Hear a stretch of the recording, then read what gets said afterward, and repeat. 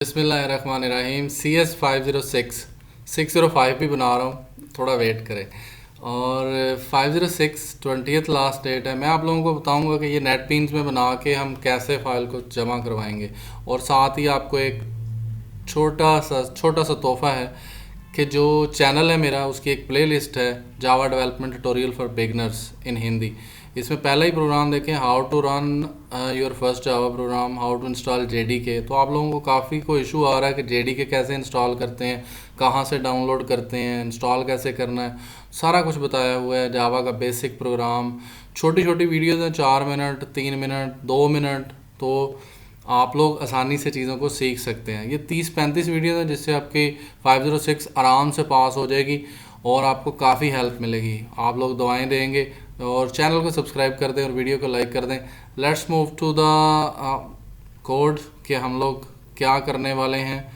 और इस असाइनमेंट में बहुत सिंपल सी एक रे लिस्ट की बात हो रही है, लेकिन सबसे ज़रूरी बात समझ लें कि अपनी जो फाइल जमा करवानी है उसके अंदर अपनी स्टूडेंट आईडी लाजमी लिखें। किसी ना किसी जगह पे स्टूडेंट आईडी मेंशन कर दें या फोल्डर का नाम, क्योंकि फ़ोल्डर भेजना है तो उसकी ज़िप करते हुए उसकी स्टूडेंट आईडी लगा दें, उस फोल्डर का नाम रख दें, तो वो ज़्यादा बेटर है। उसके बाद आपने जावा फाइल्स भेजनी है, सिर्फ ऑब्जेक्ट कोड की फाइल्स नहीं भेजनी। वो जनरेट करनी है ना करें, करनी है वो आपकी मर्ज़ी है। आप सोर्स कोड भी भेज सकते हैं। ये टीचर कुछ लीनियंट भी हैं, कुछ इतना इशू नहीं होता। कोड काफ़ी लंबा होता है, इसको रीड करने में काफ़ी देर लगती है, तो इसमें अक्सर बचत हो जाती है। आपने नेट बीन्स नहीं यूज़ करना और मैंने करना ही नेट बीन्स है। और उसके बाद बताऊंगा कि नेट बीन्स का कोड कैसे आप बगैर नेट बीन के कैसे सेंड कर सकते हैं, कैसे कंपाइल कर सकते हैं। तो नेट बीन में बनाएं क्योंकि अगली असाइनमेंट नेट बीन्स में आनी है, डेटाबेस कनेक्टिविटी होनी है, तो इसी की ही नेक्स्ट वर्जन आना है। एम्प्लॉय की टेक्स्ट फाइल आगे, एम्प्लॉय की डेटाबेस आएगी और आपने यहाँ पे 2 क्लासेस मेन बनानी है और वो है एम्प्लॉय की क्लास है और एक मेन जावा है। तो आपने जब प्रोग्राम बनाना है तो उसका नाम main.java ही रखें और कंप्लीट ऑल द रिक्वायरमेंट्स। मतलब आपने 2 क्लासेस बनानी है, सोर्स कोड यही भेजने हैं दोनों के, उसके अंदर ये डाटा मेंबर्स हैं जो कि आपने बना के भेजने हैं। आप लोगों को ये मेरी जो गुफ्तगू है ये पसंद नहीं आ रही होगी क्योंकि आपको तो चाहिए कोड। तो वहीं पे चलते हैं और नेट बीन्स के अंदर कोड कर रहा हूँ। कुछ लोगों को मेरे एतराज़ होगा कि सर आपको नेट बीन्स में मना किया है, तो भाई अगली असाइनमेंट नेट बीन्स में आनी है तो वहाँ कौन सिखाएगा। तो नेट बीन्स वाला कोड आप आसानी से सेंड कर सकते हैं, आपको कोई आफत नहीं आने वाली। आपने एक मेन की क्लास बनानी है, उसके लिए सिंपल फाइल में जाएं, न्यू प्रोजेक्ट पे क्लिक करें और यहाँ पे जाके जावा को सिलेक्ट करें, जावा एप्लीकेशन को सिलेक्ट करें और यहाँ पे आपने नेक्स्ट कर देना है ये जावा और यहाँ से जावा एप्लीकेशन और नेक्स्ट। और जब यहाँ पहुँचेंगे तो यहाँ पे आपने लिखना मेन। तो ये मेन की क्लास बन जाएगी, मेन ही जावा का पैकेज बन जाएगा, तो जो कि हमें नहीं चाहिए, हमें सिर्फ मेन की क्लास चाहिए। तो ये जब बन जाएगी तो बस इसके बाद आपने, यानी वो कह रहे हैं कि यहाँ फिनिश के बटन पे क्लिक कर देना, आप आराम से बना लें। आपको कुछ भी नहीं है, इसके अंदर आएँ, सोर्स के अंदर आएँ, मेन के अंदर आएँ और यहाँ पे आके राइट क्लिक करें, न्यू पे क्लिक करें और एक जावा की क्लास बना लें। जावा की क्लास जी मैंने बनानी है एम्प्लॉय, जो उसने बोला, मैं इसको थोड़ा सा चेंज कर रहा हूँ एम्प्लॉयज़, लेकिन उन्होंने एम्प्लॉय बोली, आपने एम्प्लॉय ही बनानी है। मैंने सिर्फ आपको बनाना दिखाना कि कैसे बनाते हैं। ये मैंने फ़ाइल जनरेट कर ली। इसके जो ये कमेंट्स हैं ये सबसे पहले आपने डिलीट करने हैं क्योंकि नॉर्मल फाइल में ये नहीं होते और यहाँ से आप पकड़े जा सकते हैं। तो ये कमेंट्स डिलीट कर देने आपने और इसके अंदर आके आपको मैं अभी बताता हूँ कि जो वो डाटा मेंबर्स उन्होंने किए हुए थे तो वो आपने सारे के सारे स्ट्रिंग लेने हैं। क्योंकि जो स्ट्रिंग लेने की वजह यही है कि क्योंकि डाटा टेक्स्ट फाइल से रीड करना है, तो एम्प आईडी और उसके बाद सैलरी जो उन्होंने कही हुई है और उसके बाद लाइक एक्सपीरियंस, तो वो जो भी है, उसके बाद नेम और क्वालिफ़िकेशन और उसके बाद कुछ इस तरह का है, वो आप लिख लीजिएगा। मैं यहाँ पे आपको एक छोटा सा ट्रिक बताने जा रहा हूँ, आपके होश गुम हो जाने। ये देखें, मैंने क्लास के नाम पे जा क्लिक की है और यहाँ से मैंने क्या किया है, रीफैक्टर में आया हूँ, रीफैक्टर के बाद इनकैप्सुलेट पे आके मैंने किया सेलेक्ट ऑल और मैंने उसे कहा है रीफैक्टर कर दें जी इसको, तो उसने खुद ब खुद सारे गेटर सेटर मुझे बना के दे दिए। तो मतलब मुझे एक सेकंड भी नहीं लगा कोड जनरेट करने के लिए। हाँ, वो उसने मुझसे पूछा होगा कि भाई आपने साथ में कमेंट लेने हैं कि नहीं, तो मैंने कहा नहीं लेने। और ये चीज़ जो है ना थोड़ी गलत हो गई है। इस चीज़ को मैं दोबारा दिखाता हूँ कि ये क्यों इस तरह क्यों हुआ है। इसको मैं दोबारा एक दफ़ा आपके सामने राइट क्लिक और रीफैक्टर, और रीफैक्टर के बाद इनकैप्सुलेट फील्ड्स, और यहाँ पे ना लिखा हुआ है कि आपने इसका जो है वो कमेंट्स क्रिएट डिफ़ॉल्ट कमेंट्स, तो इसको नन कर देना ताकि वो आपके लिए कमेंट्स ना लेके आए। कमेंट्स फिर ऐसे रिमूव करने पड़ते हैं। मैं अब यहाँ से ख़त्म कर रहा हूँ, ये मैं एक दफ़ा ख़त्म कर ही दूँ। ये नीचे असल में कंपाइलेशन हो रही। अब ये मैंने ख़त्म कर दी हैं, और ये मैं दोबारा आपके सामने एक दफ़ा फिर, कि आपको कितनी जल्दी आप कोड कर सकते हैं। आप परेशान हो जाते हैं कि जी ये कैसे करना है। रीफैक्टर में जाएंगे, इनकैप्सुलेट फील्ड में जाएंगे, यहाँ से ये जो है वो इसको नन कर देना है आपने, और ये जावा डॉक नन, और फिर ये सिलेक्ट ऑल, और उसके बाद रीफैक्टर। तो ये देखें अब आपके वो सारे गेटर सेटर आ गए, बनाने की ज़रूरत नहीं है। मौज करें ये वाले। अब आपकी मतलब एम्प्लॉय की क्लास बन गई है, आपने बस सिर्फ डाटा मेंबर्स पूरे कर लेने हैं, उसको देख लीजिएगा। अब अगर आपने कंस्ट्रक्टर बनाना है तो वो भी बन जाता है, लेकिन मैं ज़रा आपके हाथ भी चलाना चाह रहा हूँ कि आप इसको ऐसे बना लें। ये देखिएगा, ये मेरा फर्स्ट कंस्ट्रक्टर बन गया। तो ये कंस्ट्रक्टर बन गया, इसी को ही मैंने इसकी कॉपी बनानी है। Control C,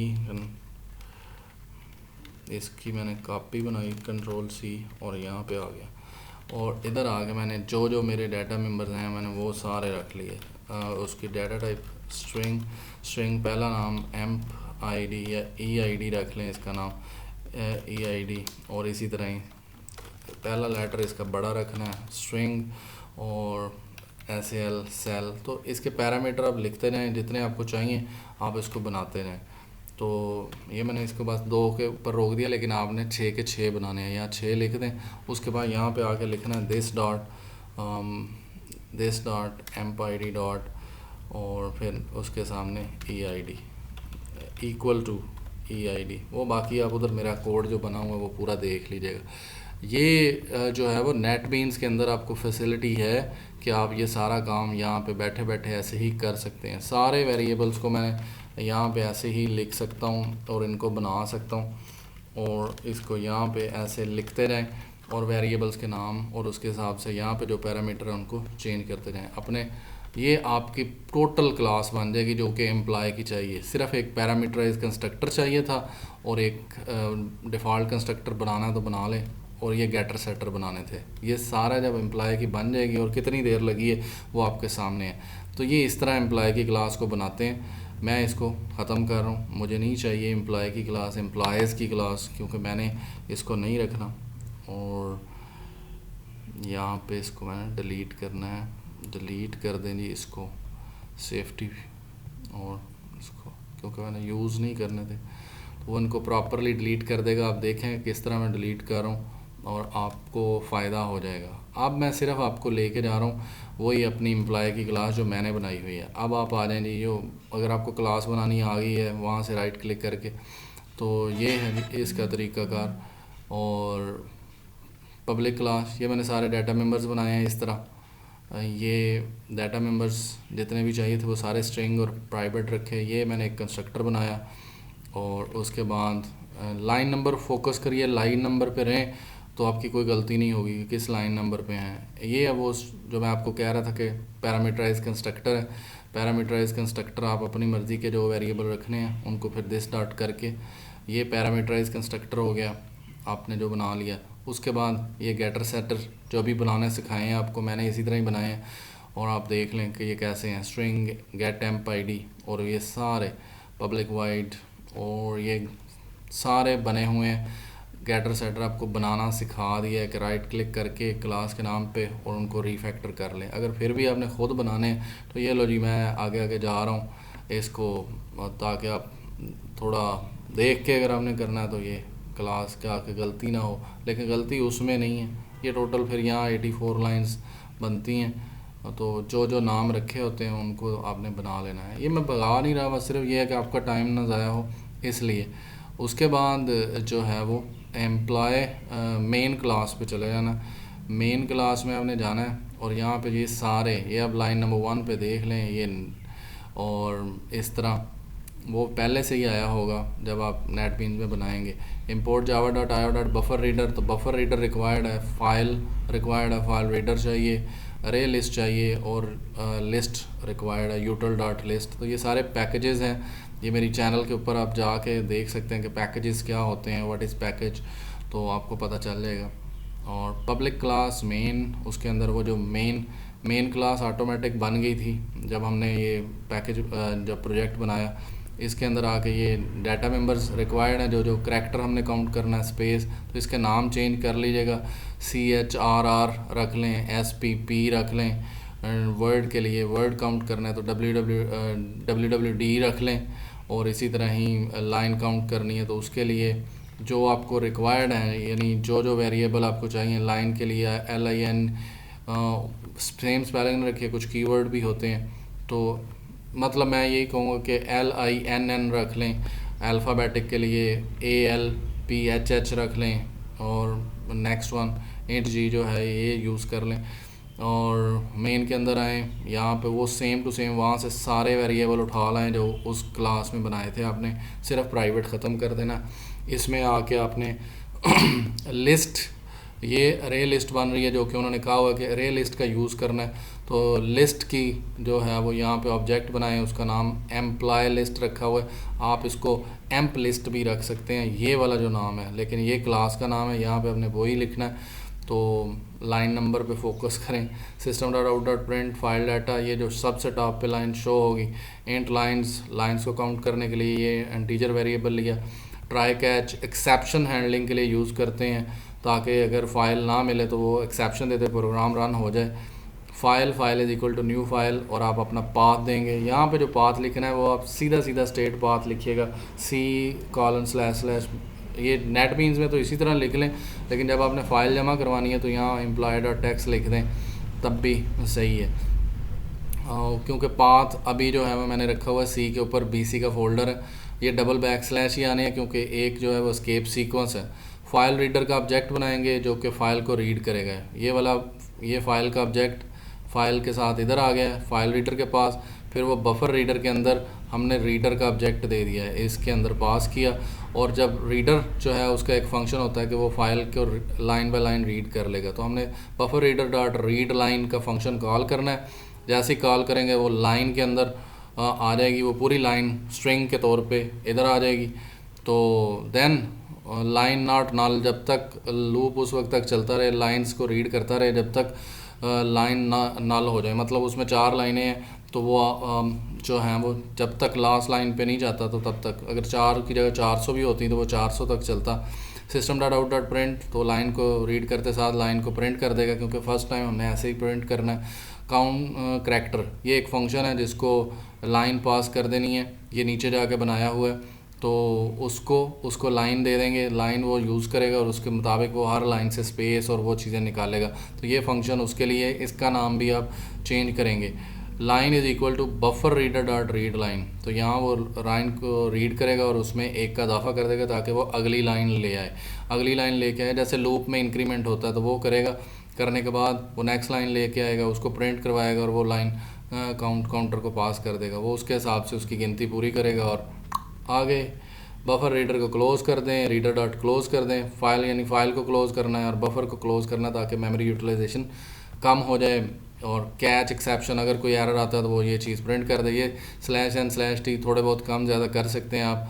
employ total number of employees, और वो लाइन जितनी लाइंस होंगी उतने ही वो इधर प्रिंट कर देगा। नंबर ऑफ़ लाइंस हमें मिल गई, 4 थी तो वो 4 यहाँ पे प्रिंट हो जाएंगी। उसके बाद दोबारा ट्राई कैच लगाया हमने, और इसके थ्रू हमने अब उसमें से वो स्पेसिंग वगैरह काउंट करनी है और उसमें से वो सारा कुछ लेके आना ताकि हम लोग उसको यूज़ कर सकें, मतलब दोबारा code same to same copy कर लें, ऊपर वाला नीचे ला के ट्राई से लेके वही चीज़ें कर रहा हूँ, लेकिन यहाँ वेरिएबल स्ट्रिंग लाइन रखा है, ऊपर जो था वो सेम ही है स्ट्रिंग लाइन और लूप लगाना, लेकिन यहाँ पे टोकन और उसको सेपरेट करना था बाय कामा, कामा के लिहाज से उसको अलग अलग करना था ताकि वो मुझे हर किसी का जो वर्ड है वो अलग अलग मिल जाए। टोकन उनके अलग कर लेंगे। एक और भी होता है टोकन, कुछ इस तरह की एक क्लास है जो कि डायरेक्ट यूज़ हो जाती है, सीरियलाइज टोकन या कुछ इस तरह की है कि स्पेशल टोकन्स, तो वो एक उसको भी यूज़ किया जा सकता है। लेकिन ये अब 0 इंडेक्स पे उसे एम्प आईडी मिलेगा और 1 इंडेक्स पे नेम, तो जो उधर फाइल बनाई हुई है उसके लिहाज से उसको अलग कर लेगा, और यहाँ पे वो ये सारा कुछ जब अलग कर लेगा तो ये कंस्ट्रक्टर को पास कर दिया जाएगा, कंस्ट्रक्टर में रख दिया जाएगा। ये वो कंस्ट्रक्टर जा रही है एम्प्लॉय क्लास, ये उसका ऑब्जेक्ट, यहाँ पे आप ऑब्जेक्ट का नाम चेंज कर सकते हैं ताकि कोड थोड़ा सा चेंज हो जाए, एम्प1 रख दें, लेकिन फिर जहाँ जहाँ ये आपको ब्राउनिश नज़र आ रहा है तो वहाँ वहाँ चेंज भी करना है। इक्वल टू न्यू एम्प्लॉय, और इसके अंदर ये सारे जो वेरिएबल्स यहाँ पे आपने बनाए हैं ये उधर पास कर देने हैं। इस तरह ये क्या होगा कि वो अरे लिस्ट फिल हो जाएगी, एम्प्लॉय लिस्ट डॉट ऐड, और ताकि वो लिस्ट फिल हो, लिस्ट में से हम डाटा रीड आउट कर सकें बार बार। Line is equal to buffer reader dot read line, वो रीड कर सके। यही यहाँ पे कंस्ट्रक्टर को कॉल गई है, वो जो उधर बना के आए थे पैरामीटराइज, ये बफर क्लोज दोबारा उसको कर दिया है। और उसके बाद फिर हमने बारी बारी, अब यहाँ पे अरे लिस्ट का कमाल आना है कि वो लूप लगाया और वो अरे लिस्ट जो थी एम्प्लॉय लिस्ट डॉट साइज़, वो उतने तक ही चलेगा जो कि उस एम्प्लॉय लिस्ट का साइज़ था, मतलब 4 के इक्वल। और फिर एम्प डॉट यहाँ पे लिस्ट डॉट गेट आईडी, वो फर्स्ट इंडेक्स पे जो चीज़ पड़ी होगी उसको लेके आएगा पहली लाइन में से, गेट एम्प आईडी। तो अब वो कंस्ट्रक्टर और हमारी एम्प्लॉय वाली क्लास यूटिलाइजेशन शुरू हुई है उसकी, यहाँ पे उसका ऑब्जेक्ट मैंने एम्प रखा है, आप इसको चेंज करके जो मर्ज़ी रख लें, एम्प1 रख लें, एम्प2 रख लें, ताकि लेकिन जहाँ जहाँ ये ब्राउनिश आ रहा है आपने उसको चेंज करना है। और फिर ये ले आएगा, जब एक दफ़ा प्रिंट करवा देगा उसके बाद एक लाइन लेके आएगा, और जो है वो ये बारी बारी लूप चलता रहेगा, वो लेके आता जाएगा रिकॉर्ड को। ये लाइन यहाँ पे इसलिए ऐड है कि वो हर लाइन के नीचे जब डाटा पूरा एक लाइन का हो जाएगा तो उसको नीचे ले आएगा। और इसके एंड पे सेमी कॉलन है, ये देख लें ताकि आपको कोई गलती ना लगे, क्योंकि एक छोटी सी गलती आपके लिए मुसीबत बन जाती है। तो ये जी यहाँ पे ब्रैकेट क्लोज़, और ब्रैकेटों को साथ साथ चेक करते रहें। फाइल रिकॉर्ड जी, ये अब वो टोटल करैक्टर और वो चीज़ें हैं, ये आपने अंडरस्कोर डैश लगा देना है डबल कोटेशन के अंदर। जैसे ये लाइन थी, ये बिल्कुल उठा के मैंने यहाँ पे रख दी है, यहाँ वाली उठा के आप समझ लेंगे यहाँ रख दी है। ये 2 दफ़ा लिखना है, बीच में ये टोटल करैक्टर /t से स्पेस आती है 5 की, तो वो उसको यूज़ किया हुआ है। उसके बाद हमने ch करैक्टर स्पेस, इनको लाजमी इनके जो वेरिएबल्स के नाम है, जैसे ऊपर मैंने कहा था कि ch कर दें, spp कर दें, wdd कर दें, लाइन के लिए linn कर दें, अल्फ़ा के लिए, तो वेरिएबल्स का नाम चेंज कर दें, आपका कोड बच जाएगा। ये है वो फंक्शन जिसके थ्रू हम उसको काउंट कर सकते हैं। Private static wide count character string line, तो यहाँ पे वो लाइन जो ऊपर फर्स्ट टाइम पे मैंने आपको बताया था कि यहाँ पे काउंट करैक्टर फंक्शन कॉल हो रहा है, वो वहाँ से लाइन इधर आ जाती थी, वो लाइन की लेंथ को काउंट करता था, काउंट करने के बाद करैक्टर का वो काउंट करना शुरू कर देगा कितने करैक्टर्स हैं, तो वो करैक्टर प्लस प्लस करता जाएगा, मतलब जितने एक लाइन में करैक्टर थे वो रीड किए। करैक्टर ये बिल्ट इन फंक्शन है, इज़ स्पेस इसकी जगह पे इज़ वाइट स्पेस पे यूज़ करते हैं, और भी इसकी जगह पे डिफरेंट फंक्शंस हैं जिनको आप करैक्टर डॉट लिखेंगे तो आपको मिल जाएगा, जिससे आप स्पेस को काउंट कर सकते हैं, और मतलब चेंज भी किया जा सकता है इस फंक्शन को। ये डेप्रिकेटेड फंक्शन है, ये ख़त्म हो चुका है, आप इसको रिप्लेस कर सकते हैं, लेकिन मेरा यहाँ पे काम चल रहा है तो चला लें, नहीं तो वाइट स्पेस भी मैंने करके देखा था। else if character dot is alphabetic, तो ये भी बिल्ट इन फंक्शन है, उसको भी हमने वो करैक्टर दिया, उसको चेक किया कि ये अल्फ़ाबेटिक है, तो अगर अल्फ़ाबेटिक हुआ तो वो उसको प्लस प्लस करके इंक्रीज़ कर देगा। इसी तरह ही इज़ डिजिट, तो इसका वेरिएबल का नाम भी चेंज कर दें, इज़ INDGT इस तरह कर दें, ताकि अगर कोई डिजिट हुआ तो वो काउंट कर लेगा कि डिजिट कितने हैं। तो ये बिल्ट इन फंक्शंस हैं जिनको हम यूज़ कर सकते हैं। यहाँ पे वो वर्ड को काउंट किया, उसने वर्ड के लिए ये एस्केप करैक्टर यूज़ किया था /S+, इसकी जगह पे 3 मेथड और भी होते हैं वर्ड को काउंट करने के, आप कोई भी यूज़ कर सकते हैं। वो जैसे मैंने स्पेशलाइज टोकनाइज़र कहा था वो भी यूज़ किया जा सकता है, उसको डायरेक्ट एक ही लाइन में कर सकते हैं, और वो उसकी रिटर्न टाइप यहाँ पे स्ट्रिंग आ रही है उसकी डायरेक्ट इंट आएगी, और ये भी यूज़ करने की ज़रूरत नहीं होगी। लेकिन क्योंकि यही यूज़ किया हुआ है तो इसको देख लें, word plus equal to word dot length, तो ये लेंथ को रीड करेगा और फिर उसके बाद ला के वर्ड स्टोर करवा देगा। उसके बाद लाइन में प्लस प्लस करवाएगा, अगली लाइन के ऊपर चला जाएगा ताकि वो नेक्स्ट लाइन के करैक्टर्स को काउंट कर सके, स्पेसेस को काउंट कर सके और वर्ड्स को काउंट कर सके। तो इस तरह ये होता है कि वर्ड काउंट करने के लिए आप नेट पे सर्च करेंगे तो आपको 3 मेथड मिल जाएंगे, आप इस लाइन को या इतने से कोड को रिप्लेस कर सकते हैं और वर्ड को काउंट करवा सकते हैं। Here we go, there is the end of the code. यहाँ पे जब कोड एंड हो जाएगा तो इसको आप एरर तो बहुत सारे होंगे, मैंने खुद 10 एरर्स निकाले, तो इस तरह करके इसकी आउटपुट आ जाएगी। ये पहले वो प्रिंट करवाएगा, फिर टोटल नंबर ऑफ़ एम्प्लॉयज़ को, फिर उसके बाद ये इस तरह हर लाइन के बाद फाइल रिकॉर्ड के उसमें कितनी टोटल स्पेसेस और ये वो हैं उनको वो प्रिंट करवा देगा। तो उसके बाद आपने सीधा जो जाना है, ये असल यहाँ पे कोड चलने के बाद आपको एम्प्लॉय की टेक्स्ट फाइल भी बनानी थी, ये बल्कि मैंने माइकल वाली रखी हुई है।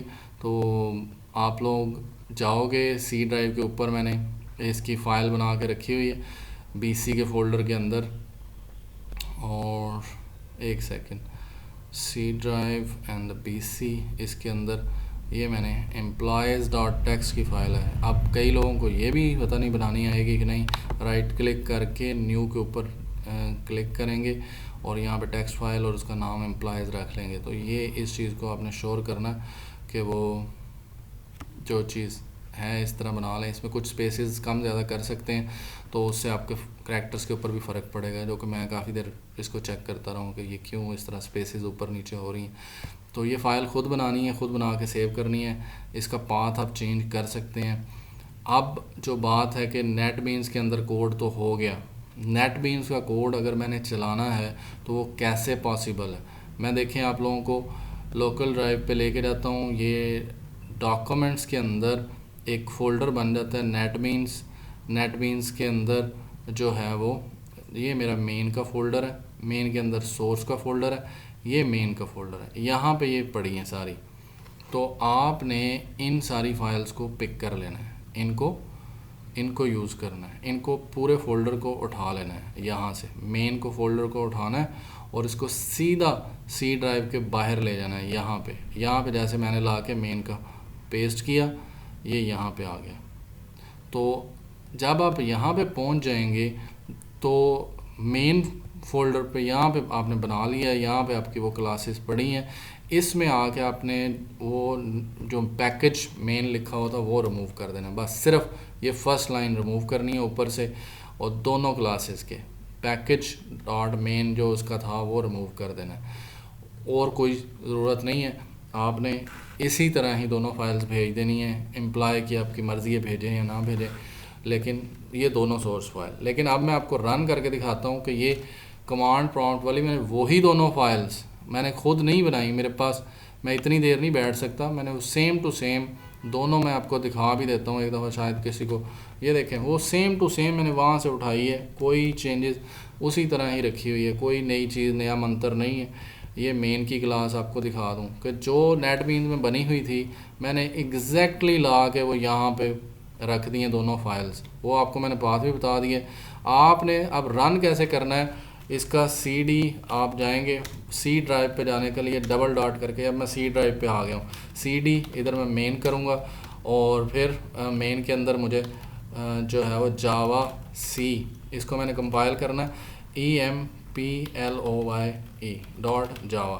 तो ये जावा को फाइल को कंपाइल करने का तरीका है, वो देखिएगा यहाँ पे स्क्रीन के ऊपर वो क्लास फाइल बन के आ गई, लेकिन वो आपको नहीं चाहिए। पहले आप एम्प्लॉय की क्लास को ही कंपाइल करेंगे, मेन को नहीं कर सकते क्योंकि मेन के अंदर इसका ऑब्जेक्ट है। तो पहले एम्प्लॉय को आप कंपाइल करेंगे। अब मुझे जावा सी और फिर उसके बाद मेन डॉट जावा इसको कंपाइल करना है। अगर इसमें कोई एरर ना हुआ तो वो कह रहा है कुछ इसमें डेप्रिकेटेड है, लेकिन उसका ऑब्जेक्ट बन गया है, वो जो फंक्शन यूज़ किया तो वो डेप्रिकेटेड है। तो अब हम इसको रन करके देख लें, जावा और फिर मेन, और बस इतना ही लिखते हैं, जावा और फिर मेन। तो ये इस तरह इसने रन होना है। आपको ना रन होने से गरज है, ना आपको कंपाइल होने से गरज है। आपने चुप करके ये एक फ़ाइल एम्प्लॉय की और एक मेन की, दोनों को जिप करना है और असाइनमेंट सबमिट कर देनी है। कुछ वेरिएबल्स के नाम चेंज कर दें, लेकिन फिर कुछ लोगों को इतराज़ होगा, सर आप प्रैक्टिस नहीं करने दे रहे। भाई सारा कुछ तो करवाया है, आप कर लें। आपसे अगर नहीं होता, असाइनमेंट सबमिट करनी है, लोग 100 रुपये में बेच रहे हैं, तो भाई मेरे आप उस 100 रुपये को आग लगाएं और आप इधर से ये ले लें और ख़ुद कुछ वेरिएबल्स के नाम चेंज करें और करके इसको सबमिट करवा दें। ये असल मकसद था, और कोई इशू नहीं है कि कैसे नेटबीन्स वाला कोड आप बगैर नेटबीन के कंपाइल और ये सारा कुछ कर सकते हैं। अब नेटबीन्स क्यों कहा कि नेटबीन्स कर लें, आपको जेडीके इंस्टॉल करें, नेटबीन्स इंस्टॉल करें, वो ख़ुद ब खुद पाथ सेटिंग उसकी हो जाती है, सब कुछ ओके होता है। अगर आप जेडीके इंस्टॉल करके इस तरह काली स्क्रीन पे आके बैठेंगे तो आपके लिए अजाब बन जाएगा। तो उस अजाब से बचाने के लिए आप लोगों को मैंने बोला, अगर आप चेक करना चाहते हैं कि मेरे कंप्यूटर पे जावा जो है वो सही तरह इंस्टॉल है, तो जावा सी लिखेंगे तो इस तरह करके ये कोडिंग खुल के आ जाएगी। ये इस तरह देख सकते हैं आप लोग नेटबीन वाली ही फाइल्स को भेज सकते हैं, सिर्फ उसमें पैकेज ऊपर से फर्स्ट लाइन रिमूव कर देनी है और कुछ कमेंट्स होंगे तो उनको रिमूव कर देना है। और हाँ सच, अपनी आईडी लाजमी लिखिएगा, उसके लिए स्लैश लगा के BC या फिर स्लैश लगा के MC या जो भी होगा, दोनों फाइल्स में लिख दें किसी न किसी जगह पे।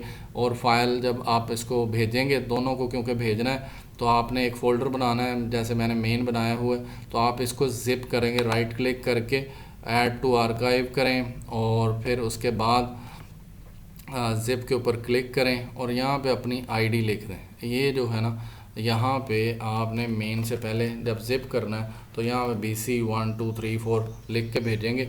फ़ाइल दोनों टेक्स्ट फाइल के अंदर भी आप अपनी आईडी लिख दें तो आपके लिए काफ़ी अच्छा रहेगा।